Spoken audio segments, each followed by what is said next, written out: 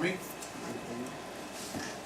Rashi in the first pasuk of Shir Hashirim says, Omer Rabbi Kiva, L'haya ha'olam kedai ki yom shenitam ba Shir Hashirim leYisrael, shekol ha'ksuv m'kodesh v'Shir Hashirim m'kodesh kadosh.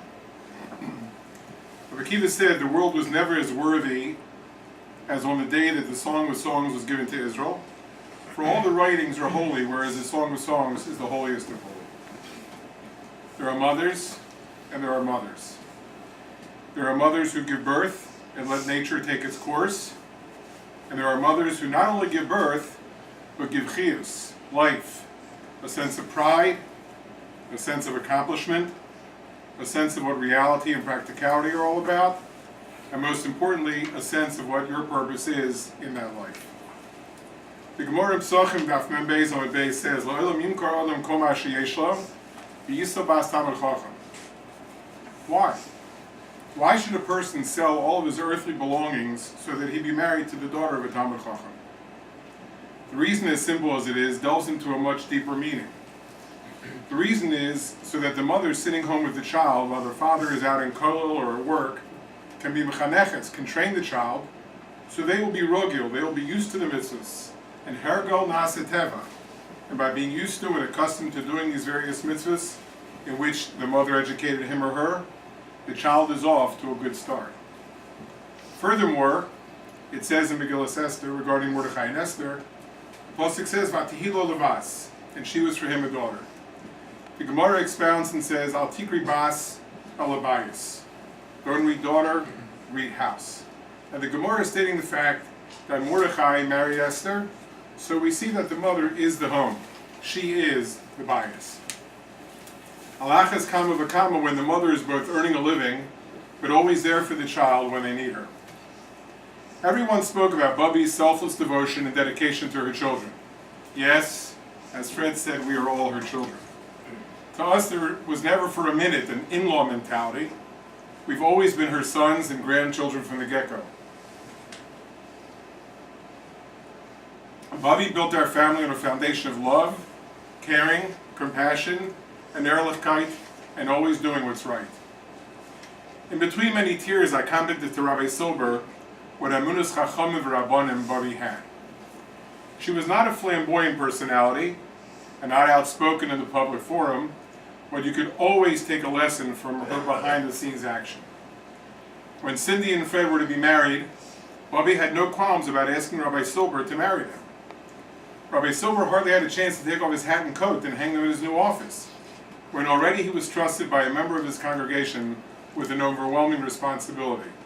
That is a gewaldige piece of Emunas Chacham V'Rabbanim. As hard as it is to believe that we are in the season of Ksiva V'Chasima Tova, I'm sure this year we all have a much better understanding of what it means to be written in the good book. If one could tally the Maasim Tovim, the good deeds that Bubby performed, well, let's put it this way. The Rebbeinu Shalom Kaviyachol would have writer's cramp. How many times during the Shiva do we say over and over we can't understand how Bubby did all the things she did? Whether it be the physical shopping, the checking of the fridge as Ofer mentioned, or the spiritual embodiment of HaKadosh Baruch Hu, who we are to emulate.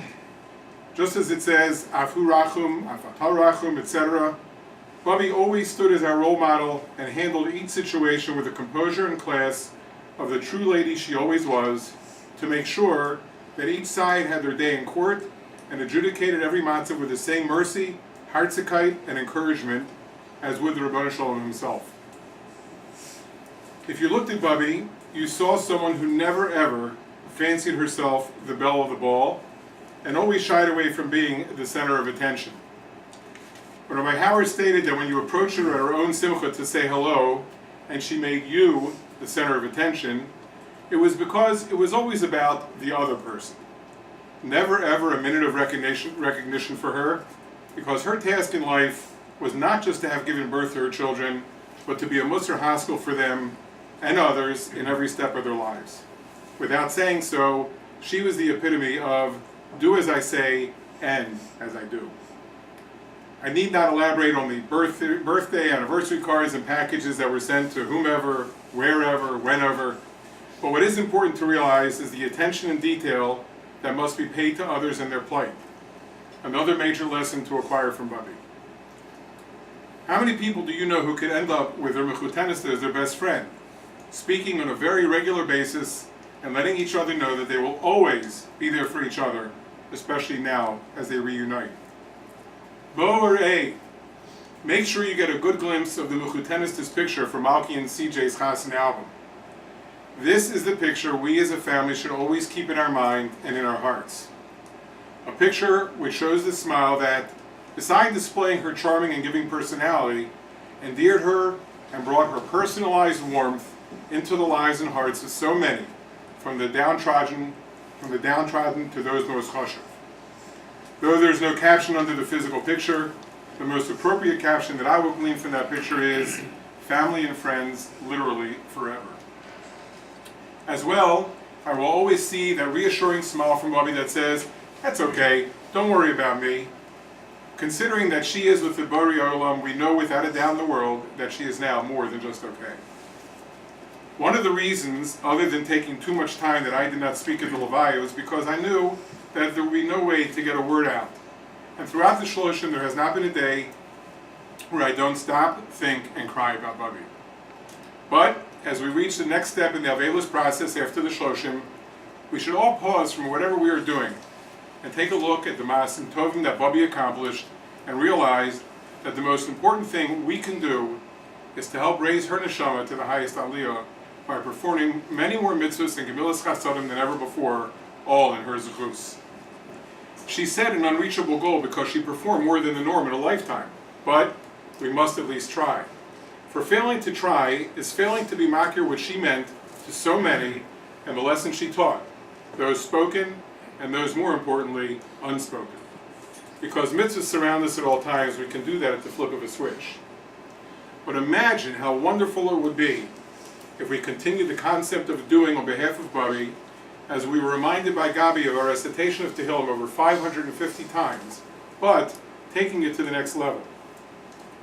As bold an initiative as this may be, I offer the suggestion that we as a family, tied at the hip through our genes, united as we are with the love and respect we have for one another, take a few minutes throughout these next 11 months leading up to Bubby's Artzar on Chai Av, and collectively arrange our thoughts, our chidushim, our epiphanies, thoughts about various chasodim we perform, and in Bubby's memory, complete a kuntras, a compendium of holy thoughts, nigunim, chidushay Torah, machshavos, that each of us may have, whether during Hadlakas Nerus, a time when the ladies feel a special closeness with the Creator, much as they did when each, independent of each other, asked Hashem in His mercy to relieve Bubby of her suffering, and or thoughts you have while davening, and realize a machshava that helps sort out difficulties or stirs the emotions.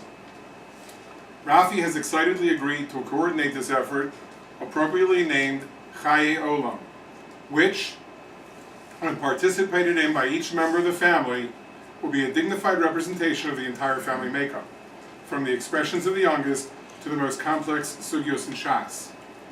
Whether it's in English or Hebrew, whether it's a colorful sukkah decoration that Bubby would have so enjoyed, a pasuk chumash, a sugya in a zeu neshech, or thoughts and insights into a specific chesed or more lofty spiritual thoughts. Even lyrics for a niggin that portray our love, our awe, and our admiration for Bubby. From Sarasota to the San Andreas Fault and beyond, we have a lot to be proud of, all because of Bubby. Each kol hayosher be'einav yaseh, each to his own ability, would contribute to what I believe will be a magnificent display of achdus and love to show HaKadosh Baruch Hu what appreciation and hakaras hatov we have to Him for allowing us to have our very own Kodesh Kodashim and for sharing Bubby, and to Bubby who continues to watch our every move for how much we appreciate her molding us into the personalities and family unit we've become. Throughout the long term of Bubby's illness, each one of us had a great zechus to be Mekayim Kibbut Avayim. But the Zohar at the end of Parshas B'chukosai, and quoted in Kitzur Shanoch, says, even though one's parent may have passed away, the child's obligation to honor him has become greater.